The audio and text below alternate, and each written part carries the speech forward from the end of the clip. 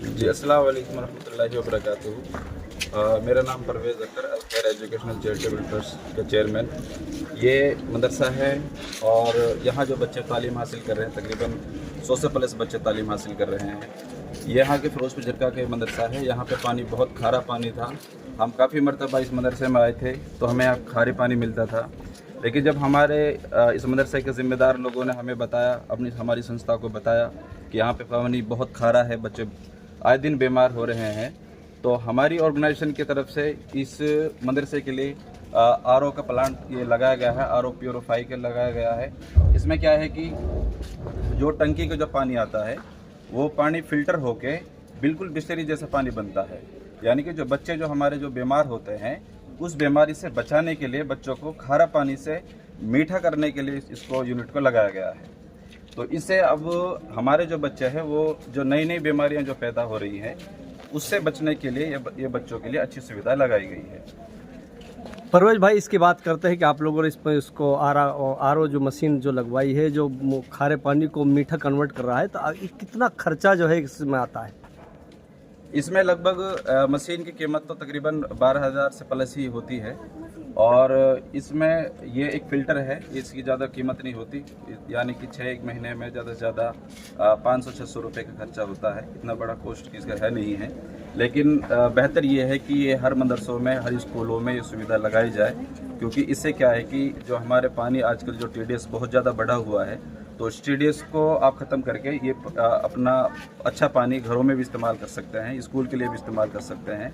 और मदरसों के लिए हमारी ज़्यादातर कोशिश है कि मदरसे और स्कूलों में हम ये यूनिट ज़्यादातर लगाएंगे। अभी तक ये हमारी ये यूनिट तकरीबन 15-16 यूनिट हमारी इस तरीके लग चुके हैं और आए दिन हमारे हर महीने में 2-3 यूनिट इस तरीके लगते भी हैं। और क्या क्या काम आप लोग करा रहे हैं? हमारा जैसे स्मॉल बिजनेस हमारे प्रोजेक्ट चल रहे हैं, जो हमारी बेवाएँ जो महिला हैं, औरतें हैं, जो जिनके पास कोई काम नहीं है और छोटे छोटे बच्चे हैं जिनके ज़्यादा से ज़्यादा 6-7 साल के जो बच्चे हैं, ऐसी औरतों के लिए हम स्मॉल बिजनेस लगाते हैं। जैसे आटे की चक्की हमने लगाई है।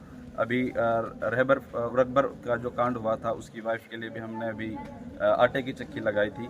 और डिंगर वो जो कांड हुआ था उसमें पहाड़ी में जो हुआ था, उसके लिए भी हम लगा रहे हैं। जुनैद और नासिर के लिए हम भी अब आटे की चक्की कल या परसों हम लगा देंगे। और जैसे दुकान जो होती है, परचूनी की जो दुकान होती है, वो भी हम लगाते हैं। और कॉस्मेटिक की जो दुकान है वो भी हम लगाते हैं। ऐसी औरतों को हम रोज़गार की तरफ बढ़ाते हैं और युवाओं को भी हम रोज़गार की तरफ बढ़ाते हैं। और कोई इस तरह के बच्चे हैं जिनके अगर कहीं आसानी से कहीं जॉब मिल रही है, तो उन बच्चों को हम स्पॉन्सर भी करते हैं। उसका जो भी खर्चा जो होता है, तो वो भी हम उसके लिए प्रोवाइड भी कराते हैं। और इसके बाद में हमारे हर गांव में पानी के प्रोजेक्ट हमारे चल रहे हैं। यानी कि जो पहले पानी बहुत ऊंचा था हमारे यहाँ पे, तकरीबन 50-60 फुट पे पानी निकल आता था, लेकिन अब गर्मी ज़्यादा बढ़ने की वजह से पानी हमारे यहाँ पे 200, 150, 200, 250 फुट पानी जा रहा है।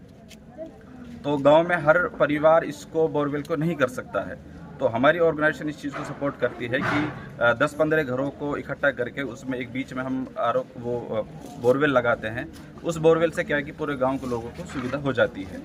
इसके बाद जी बताएं। इसके बाद में हमारे फ्री एम्बुलेंस सर्विस भी हमारी चल रही है। और इमरजेंसी किसी को भी जैसे मेडिकल में कोई सपोर्ट की ज़रूरत होती है, कोई अचानक कोई बीमारी हो जाती है, तो ऐसे परिवारों को हम मदद भी करते हैं। ख़ास तौर से जैसे हमारे बुज़ुर्ग हैं, आजकल मेवात में ये है कि बूढ़े बड़े लोगों को घर से बाहर छोड़ देते हैं या फिर उनको झोंपड़ी या कच्चा मकान में रखते हैं। बहुत सी औरतें या बच्चे ऐसे हैं कि जो झोंपड़ियों में रहते हैं। बरसात के मौसम में उनको परेशानी होती है, धूप में उनको परेशानी होती है। ऐसे परिवारों को हम स्मॉल यानी कि एक 12 बाय 12 का या 10 बाय 14 का हम उनके लिए घर बना के भी देते हैं। उनसे क्या है कि उनको परिवार की आराम से राहत हो जाती है। इस तरीके के मकान आप कितने बना चुके हैं? इस तरीके के मकान हमारा 35 से 40 के लगभग प्रोजेक्ट हो चुके हैं, जो लोगों के लिए हमने घर बनवाए हैं। बोरवेल्स हमारे तकरीबन 100 से प्लस हमारे बोरवेल्स हो चुके हैं। ये परवेज भाई, बात करते हैं हम खंड फिरोजपुर झिरका के गांव, जो पहाड़ की तलहटी में जो गांव है, पाटखोरी है, सिद्धरावटी, इस तरीके के जो गांव हैं इधर, वहाँ जो पानी का जो स्तर है बहुत 1200-1300 फीट नीचे जा चुका है। उन लोगों के लिए भी आपकी का ये ट्रस्ट जो है कुछ काम करेगा? तो वहाँ के हमारे कुछ जिम्मेदार लोगों की बार बार रिक्वेस्ट आती है, लेकिन अगर हम बोरवेल्स पे अगर हम काम करें तो वहाँ बहुत ज़्यादा खर्चा आ जाता है। तो इसीलिए हमने फिर अभी हमारी टीम ने यही मशवरा किया है कि उन गाँवों में पाटकोरी जैसे पहाड़ के वाल में जो गांव हैं उनके लिए हम वाटर स्टॉक टैंक हम बनाएंगे, सीमेंट के टैंक बनाएंगे, जिसमें 1 टैंकर या 2 टैंकर स्टॉक हो जाए, और बीच बीच में हमारी ऑर्गेनाइजेशन उसमें सपोर्ट भी करेगी। टैंकर पानी ट्रैक्टर के ज़रिए से, टैंकर के ज़रिए से वहाँ पानी हम स्टॉक रखेंगे ताकि गांव के लोगों को इमरजेंसी में उसकी मदद मिल सके। लगातार आप लोगों के लिए गर्मी ज़्यादा पड़ रही है, लोगों को कूलर आप वितरित कर रहे हैं, जो अभी भी आप मदरसे में 4 कूलर आप लोगों ने दिए हैं, तो किस तरीके का महसूस आपको होता है इस समाज सेवा करने ये से? तो बहुत अच्छी बात है कि ये खुशनसीब लोग हैं जिनके लिए ऊपर वाला ये काम देता है। हालांकि हमसे बड़े पैसे वाले लोग भी बैठे हैं, पढ़े लिखे भी लोग बैठे हैं, लेकिन जिसको अल्लाह चाहता है उसके ज़रिए से काम होता है। हालांकि इस मदरसे में बच्चे पढ़ रहे हैं, गर्मी बहुत ज़्यादा बढ़ रही है, कहीं टेम्परेचर 50 से 55 पहुंच रहा है। तो इसी उसमें हमने देखते हुए, बच्चों की गर्मी को देखते हुए हमने यहाँ कूलर लगवाए हैं, और वाटर कूलर भी हम लगवाने की कोशिश कर रहे हैं।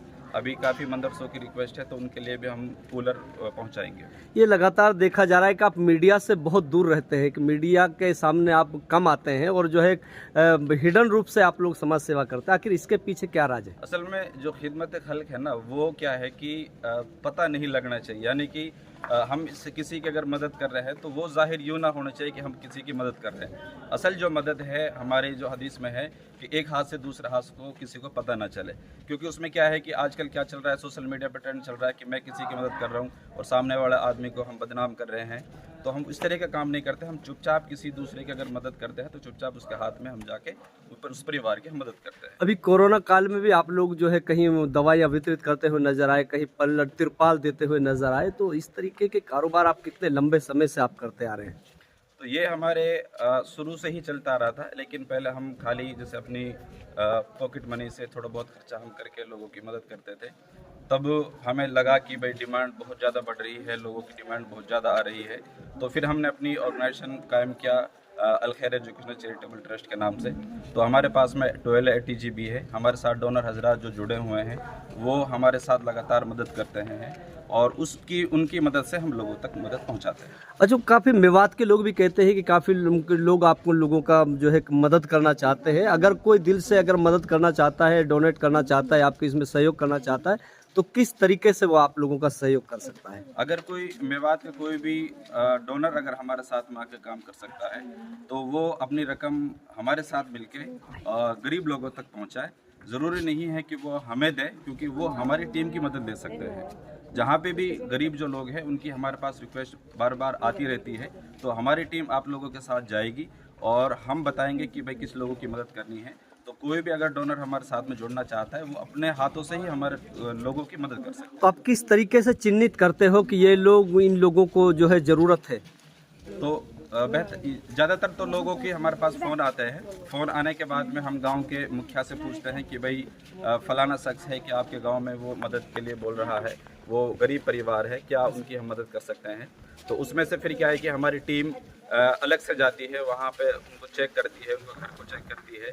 तो अगर जब हमें इस चीज़ का दिल हमारा मुतमईन हो जाता है कि हाँ ये मदद के लिए तैयार है और मदद इनकी करनी भी चाहिए, जायज़ है, तो तभी हम उनकी मदद करते हैं। अगर हमें थोड़ा सा भी डाउट होता है तो हम उस परिवार की मदद नहीं करते। अल खैर चैरिटेबल एजुकेशनल चैरिटेबल ट्रस्ट द्वारा अभी आपके मदरसे के लिए 4 कूलर डोनेट किए गए जी, तो उनको क्या कहना चाहते हैं? मैं अल खैर एजुकेशनल एंड चैरिटेबल ट्रस्ट का बेहद शुक्रगुजार हूँ कि उन्होंने इस जानिब तवज्जो दी, और यही नहीं बल्कि इसके अलावा भी वो इलाक़े में बहुत सारे ऐसे काम करते रहते हैं। तो एक अच्छा रिफाही इदारा है ये। तो मैं ख़ास तौर से सैयद ज़ाकिर हुसैन साहब और इसी तरीके से सैयद परवेज़ साहब और दीगर जो लोग उनके साथ में जुड़े हुए हैं, उन तमाम का दिल की गहराइयों से शुक्रिया अदा करता हूँ, और दुआ करता हूँ कि अल्लाह रब्बुल आलमीन उनके इस काम को जारी और सारी रखे, और लोगों को वैसे ही खिदमत खल्क का, इंसानियत को वैसे ही फ़ायदा वो पहुँचाते रहें।